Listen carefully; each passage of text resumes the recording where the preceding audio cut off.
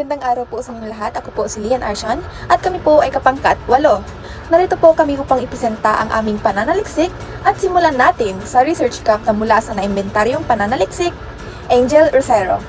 Research gap. Maaring may kakulangan sa pagbibigay ng mas malalim na pagsusuri sa konteksto ng sayaw sa ubando at kung paano ito umunlad. At marahil, may plurality ng pananaw mula sa iba't ibang sektor ng komunidad tulad ng mga nakatatanda, kabataan, at mga otoridad ng relihiyon na hindi sapat na naipapahayag. Ang papel ng modernisasyon at globalisasyon sa konteksto ng nasabing gawi ng tradisyon ng sayaw ay maaring talakayin ng mas mabuti. May kakulangan ng mga detalyadong etnograpikong obserbasyon na magpapaliwanag sa emosyonal at espiritual na aspeto ng mga kalahok. Relatibong hindi nagtatalakay ang mga isyu sa kasarian at kung paano ito naiuugnay sa pagtatanghal ng ritual. Maaring may hindi angkop na pagsusuri sa papel ng mass media, turismo, at sa pagbabago ng kultura o pagpapanatili ng kultura ng sayaw. May pananaw na ang sayaw sa ubando ay kailangang ikumpara sa iba pang katulad na ritual sa Pilipinas o sa ibang bansa. Marahil, hindi pa lubos na naipapakita sa anong paraan na aapektuhan ng mga panlabas na puwersa ang lokal na pananampalataya at mga kaugalian. Ang research gap na ito ay nagpapakita na kailangan ng mas malalim na pagsusuri sa kasaysayan at ebolusyon ng sayaw, kasama ang pagkuha ng iba't ibang pananaw mula sa mga nakatatanda, kabataan, at mga relihiyosong otoridad.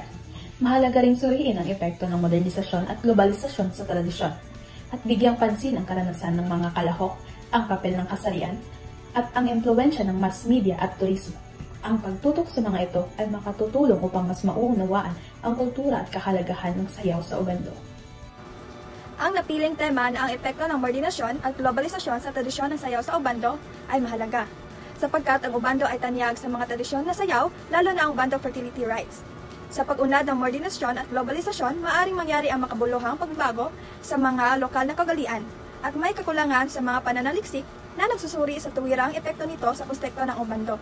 Ang layunin na pag-aaral na ito ay alamin kung paano ang modernisasyon at globalisasyon ay nakakapekto sa mga sayaw. Anong mga pagbabago ang nagaganap sa kanilang anyo at tema? At paano ang lokal na komunidad ay maangkop sa mga pagbabagong ito habang pinapanatili ang kanilang kultura? Gagamitin ang kwalitatibong paraan tulad ng mga panayam at pagmamasid upang magkaroon ng mas malalim na pag-unawa sa interaksyon ng mga modernong impluwensya sa lokal na sining, na inasahang magiging batayan para sa mga hakbang sa pagpapanatili ng mga tradisyonal na sayaw sa kabila ng pagbabago. Ang pag-aaral na ang epekto ng modernisasyon at globalisasyon sa tradisyon ng sayaw sa ubando ay isang halimbawa ng kwalitatibong pananaliksik na naglalayon na maunawaan ang mga karanasan, pananaw, at interpretasyon ng mga tao sa mga pagbabago sa tradisyon na sayaw. Ang pamamaraang ito ay nakatuon sa isang malalim na pagsusuri ng mga simbolo at kahulugang nauugnay sa sayaw at ang konteksto ng modernisasyon at globalisasyon. Ang uri ng datos sa pananaliksik na ang epekto ng modernisasyon at globalisasyon sa tradisyon ng sayaw sa ubando ay mga salita, partikular na sagot sa interview. Sa paraang ito, ang kombinasyon ng mga interview at focus group discussion ay napatunayan na epektibong paraan para maunawaan ang mga karanasan at pananaw ng mga mananayaw at lokal na residente hinggil sa epekto ng modernisasyon at globalisasyon sa tradisyong sayaw sa ubando. Ito ay nagbibigay daan sa mga individual na magbahagi ng kanilang personal na karanasan, opinyon, at pananaw na mas malalim na antas. Sa pamamagitan ng ganitong proseso, natamasan ng bawat isa ang pagkakataon na may bahagi ang kanilang detalyadong kwento at saloobin na nagdadala ng mas malalim na pag-unawa sa epekto ng modernisasyon at globalisasyon sa kanilang karanasan at pananaw sa tradisyong sayaw. Ang direktang pagkikipag-usap sa kanila ay nag-o-open ng mga pinto sa mga nuances ng kanilang kultura at naglalantad kung paano ito nagbabago o na-enrich ng mga makabagong impluwensya. At ngayon, dumako tayo sa kahalagahan. Ang epekto ng modernisasyon at globalisasyon sa tradisyon ng sayaw sa ubando.